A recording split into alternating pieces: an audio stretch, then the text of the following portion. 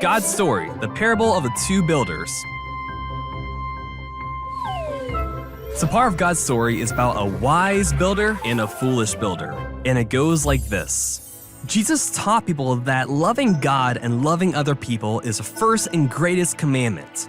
He also said that following him meant more than just hearing his words, it also meant doing what he said to do. That's what it really means to be in God's kingdom, putting God's words into practice. To help people understand the difference between hearing and doing, Jesus used parables.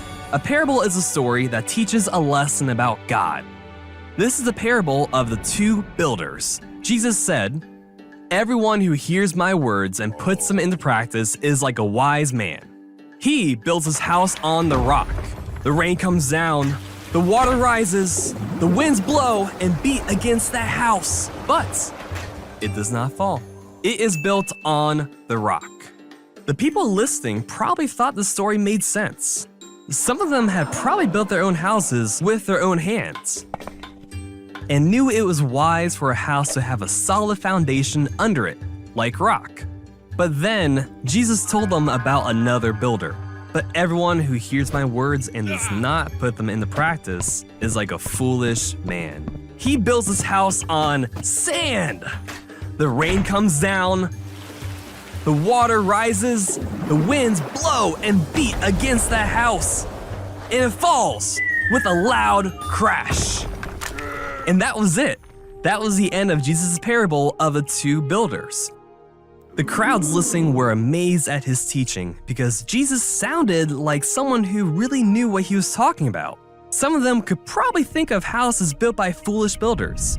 The houses might have been really tall and looked really strong, but none of that mattered if the house was built on a poor foundation. The difference between the wise builder and the foolish builder wasn't how smart they were, or how much money they had, or even how cool their houses were. Remember, rain and wind came to both their houses. Instead, what made the wise builder different from the foolish builder were his actions. See, it was easy to build a house on a foundation of sand, because where Jesus lived, there was sand on top of the ground. But to build on a foundation of rock, the builder had to put in extra work. The builder had to dig and dig and dig until he reached bedrock. In the same way, it's easy for us to say we follow Jesus, especially if it's easy for us to go to church and hear about Jesus. And those are good things to do, but if that's all we do, that's like staying on the surface level, like building on sand. And God wants our faith to be deep.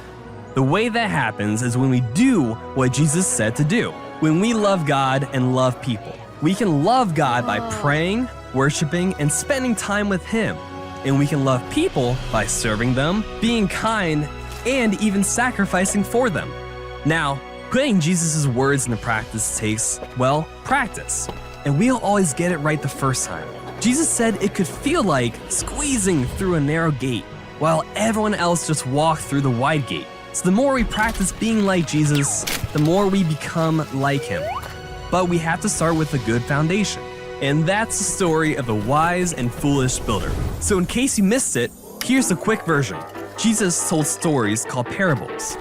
One parable is about the wise builder and the foolish builder. The wise builder built a house on rock. The foolish builder built on sand.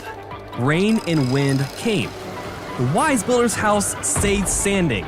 Jesus wants us to do what He says to do. Over time, we become more like Him. And that's a part of God's story.